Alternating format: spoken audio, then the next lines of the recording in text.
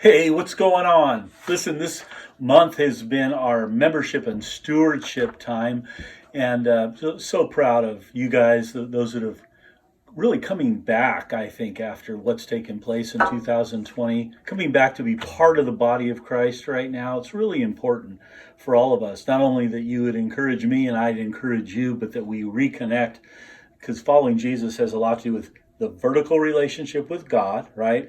And then we're called to connect with Him and then connect with others too. And that's this season for us. So it's our membership and our stewardship time. So I wanted to say, if you're joining your local congregation, there are many people online that are a part of our group now.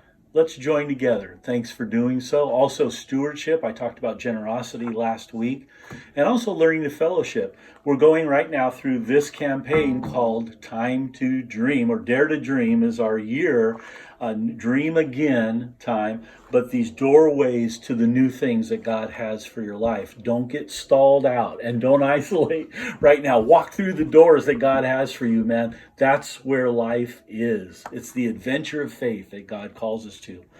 Last week was discipleship. This week is talking about fellowship or godly friendship, how it works, how we're connected together.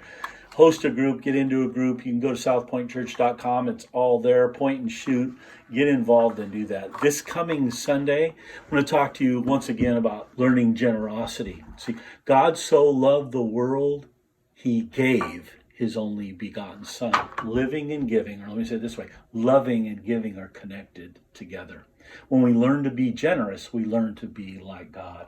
There's this little book. It was actually published, I think, in the 50s, but it's a life changer for me. It's called How to Invest. Rather than thinking about giving and being generous with time, talent, and treasure, how to invest. Think about how to invest what you've been given by God into the things of God, and you'll get the returns of God, if you will. In this little book, it says, when we submit to His Lordship in every area of our lives, financially, when we serve, when we give, when we line our hearts up with what God has in every area of our lives, it's then and only then that the complete joy of our Christian life can come into complete fulfillment.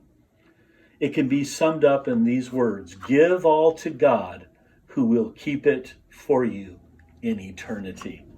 Tithing is a golden thread that runs right through the Bible. But nowhere is there an indication that the tithe is all that a man owes God.